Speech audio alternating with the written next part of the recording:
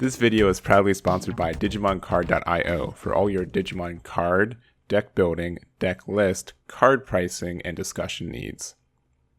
Hey everyone, Eggman here with another video, and today we have the top 16 deck list for Tax Ultimate Cup that happened this past weekend for the Oceania region. I normally just stick to the North American kind of deck list and tops. However, you guys were asking for this one specifically, so I did a little digging, I did a little asking, and I was able to get them for you guys. So thank you to TAC for giving them to me to give to you guys, as well as if you guys did appreciate this breakdown, everything else, it did take a little bit of effort for it, so a like and a subscribe would go a long way. So anyways, going into this breakdown, we do have these top 16 with an AncientGrey OTK taking the W there. So not the, I'd say, most common pick. I'd say like AncientGrey OTK is like tier 1.5, but really cool to see that win an event like this. I will also mention this was a BT8 only event, so there wasn't any EX2 cards, which isn't a big impact, at least compared to how much of an impact EX2 has been for the kind of North American region. There have been like a little bit of like upgrades to existing decks, but I wouldn't say like, I think Imperialdramon has like the biggest updates with like Labramon added to it and some of like the plugins for them as well. Green Hybrid can exist, I think, without EX2 though, so that's I think a reason it didn't top either, or maybe wasn't even played. But we do have 5 blue hybrids, 4 Imperialdramons, 3 yellow hybrids, the AncientGrey OTK, which again did win the event. Also, we did have a really cool red-yellow hybrid build, a Magna blue hybrid build, so kind of an offset of that, and as well as Mastemon. So still a pretty good like pie chart, at least compared to the one of the core TCG Ultimate Cup that happened this past weekend, where it was just 14 between blue hybrid and Imperialdramon just by itself. But it is cool to see this, especially just seeing a different region and kind of how they differentiate their deck building and kind of everything else. So that is really fun to see. So we're going to go over each individual archetype with the top placing of each one of those. And we're going to start off with, again, the first place AncientGrey OTK. And here is Nathan Humphries' first place AncientGrey OTK from the event. This is a list that's been around for a while, at least just the idea of it, being able to just build this super big stack and then just have it just go all the way through security, a combination of the AncientGrey with all the sources, as well as the Aldermon, making sure that you don't activate any of the security effects of options, and you just go all the way through, and then you just Omni for game and just kind of go from there. So it's been strong for a while. It's been kind of just a rogue contender, I'd say, and it's honestly, just without being rude, a very, very kind of luck-based archetype in the sense too, where more so of your matchups, you have a lot of matchups that I feel like are just like 60-40, or you just do very, very well in, and then a lot of matchups that are really grindy. So if you're able to just see the matchups that you like to see and that just don't really have any counterplays, or just even don't run any blockers, because there are a lot of decks that don't play blockers right now, you're in a really, really good spot for just getting this, deck off the ground. A couple of tech cards, including the Takuya. I am interested to see why this was run, and maybe just for some additional power from the Burning Gray, because you're not running the Emperor Greymon, which is interesting, because at least like this could be like a different route for just blitz for game, because you are able to like digivolve on top of it with that. So maybe that's something. Lightning Joust has been seeing some play, especially since you really don't hit your opponent until like the OTK turn as well. Atomic Blaster is good. Crimson Blaze, such a good card for a list like this, and just a single Gravity Crush, but 4 red memory boosts for that as well. So strong list. I think AncientGrey OTKs is not without being a rogue contender for a lot of spots, and I think it's still obviously doing well because it did win this event too. So I don't think this is something you can ever count out in this meta. So it is consistency issues a little bit, but a lot of good matchups at the same time. So congrats to Nathan on his big W there. And next up, we do have the second place. So this is a really interesting list too. It has a lot of the same kind of stuff. It is a kind of red-yellow list, but some really cool stuff going on with it. So it does have the package of like, this reminds me of like a deck that I ran a long time ago of a bond hybrid, where you just kind of go into your Agu Bond later in the game to just do a lot of damage.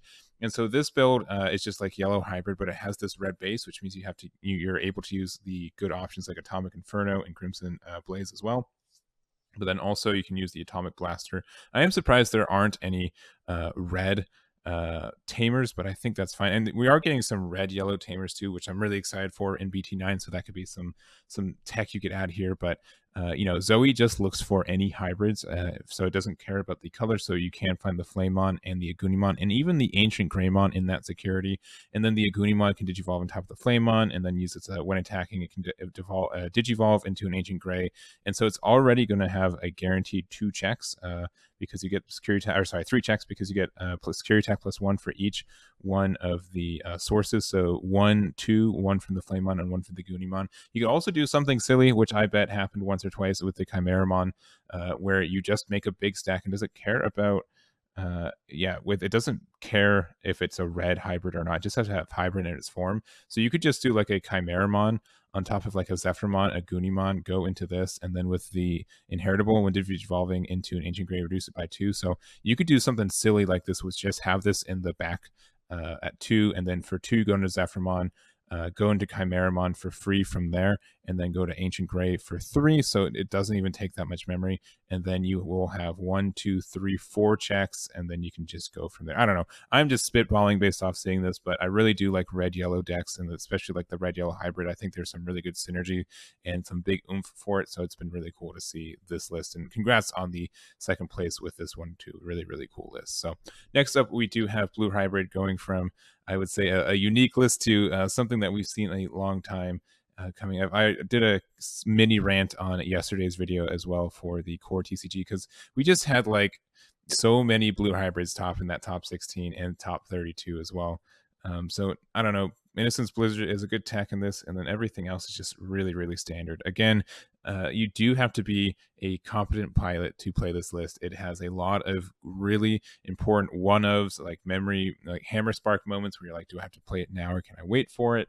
Like a lot of decision making on a lot of these cards and this deck in general. So you do have to be a really good pilot for this. It's just not a deck builders list, and so, or archetype, because it's already solved. So but it's a good deck, and it's probably going to be good for too long. I will say it's going to be good for too long, but that's fine. It's what it is. So I will also want to talk about Decklan Moore's blue hybrid list as well, because he did use the Magna route. So the Magna Garurumon, you can go up to, especially with the Koji. So you can once per turn you can digivolve with a through Magna for essentially 4, and then you can do the when digivolving or when attacking. Once per turn, you return card with hybrid trades from the Digimon Devolution sources to return one of your opponent's Digimon at the same level as return card.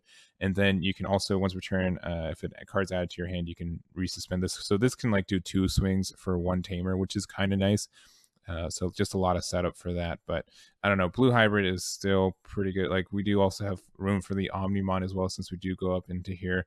But I think the Azulong as well is great. It's such a good finisher. We saw Azulong do a lot of great finishing for the core events as well. So it's hard not finding room for that. But this is a list. And since you're also running more stuff, you can, the Susanomon is also a card to tech in. And we also have like a Takumi, which is interesting. And so there we go. Anyways, congrats to both you for your finishes there. And next up, we do have Bailey Martyn's yellow hybrid. So this is 4th place. So this is, I mean, just going over it. So this is 1st, 2nd, 3rd, and 4th, having 4 different hybrid lists going first. Wow, crazy, right? Hybrid's super good. But yeah, it is nice, at least compared to the one we just had, to have a more variety, at least in the top 4 at least. And everything. So, but this yellow hybrid is pretty standard too. And honestly, like a lot of these hybrid lists are really standardized. And most of the reason for that is because most of the makeup for them is this thing of you want to run so many tamers. So this is running 13, which is like what you do for rookies. And then you have to run 4 Cosmons. You have to run 4 Zephyrmons. You have to run 4 Jet Sophiemons. And then Rapidmon's great. Ophanimon's great. And just everything else that goes with it. So I think, again, this has been a pretty solved deck in a lot of ways, but it does a lot of work. It hasn't been doing a lot of work in the American meta, and I don't know if that's just because people aren't running it as often and they're just sick of tired of playing it, but it is something I think that can do well with a good pilot, and it definitely did well with Bailey as a pilot for this event as well. So going to our next one, we do have Mastemon, and man, this is a chunky list. Look at how many cards. This is Ben, I'm going to say Canes. I had a friend whose name was spelled like this, and it was pronounced Canes. Ben, if you're watching this, let me know if I got it. Otherwise, it's Koehn. But anyways, Ben's list, we do have this Mastemon.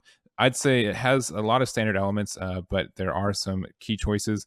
Running only purple Digimon allow people doing the Candlemon yellow rookie. With the Electmon 2 on deletion, delete one of your opponent's level 3 Digimon. So like if your opponent has like a Pokemon hanging out or something, I think this could be good. Especially like if you have something that you need to pop to get your memory boost or something else kind of active, I could see this being kind of nice there. Or anything like a Shyakumon or something that's preventing your Godamon from doing your plays. I think the Electmon is a nice little pick there. Even the Tapermon, which has kind of been not as popular, but it's great for just like an early like swing, get the deletion, and being able to get that draw too. So I haven't seen what the Psychemon's not seeing play, and I think like there's no Mother in the tops anymore. I think people are just kind of waning away from it, saying, you know what, I'm not afraid of that list anymore. So that is fine with me. Going to 1 black Gato, 4 regular Gatos. The Angel, this is like the standard Angel package, my goodness. So 3 Magna, 2 Aandroidd, 3 Lady Devi, 1 from the starter, and then 2 Chaos Mode. This is pretty standard for all intents and purposes for that. Sneaking in 1 Avenged Kidmon, and really you just have like this spot where I guess you have so many of these level 6s, but you're fine because it's so easy for this deck to get level 5s out on the board that you're not worried about having sources to get on top of them. Creepymon is a good pick, especially when your opponent goes wide. You're able to mill them a little bit, as well as make sure to pop like bring a Chaos Mode out and get some more damage there. Mastemon's great. Zort's great. Blinding Ray has been less favored, but it is a good card to use. Calling from the Darkness, Chaos Degrade, like so many like one of, especially Tamers like TK Kari, and just Akari itself. Just some I really don't like TK in these lists, especially with so many cards that aren't yellow in here. This can hit you in security, and then you just lose you just lose because you hit a purple and you get 1 more damage, which is really stinky. But if you want to run it, go for it. We also have Analog Youth. This is something I've been trying to think about sneaking in to lists like this too, just because it does get that extra memory, and like that can like prevent your opponent from going off, and it helps fill your trash and everything else. So I think it's worth getting like a 2 of, like getting it back into the list and seeing play there. And I don't know, I think that's all I want to talk about. I don't know, Mastemon's still fun in the sense that it's a deck building challenge, and then like you have to like, there's a lot of like sequencing for this deck. It's very advanced in a lot of ways, so it's a lot of fun, and you get to play a lot of shiny cards, and I think that's a lot of fun too. So the last deck we're going to talk about is we do have Oliver's Imperialdramon. Imperialdramon did show up in force again, and again it did not win the event. Like it is used, it shows up so often. If you want a top 16, play Imperialdramon. If you want to win, you got to play something else. But yeah, super solid list. I'd say this is pretty standard for a lot of ways. Again, probably the most people just got to choose the VMons that they like the most and go from there. So their choice here are the VMons for 4 of the starter decks to look top 3, 4 of the EX1s for the memory.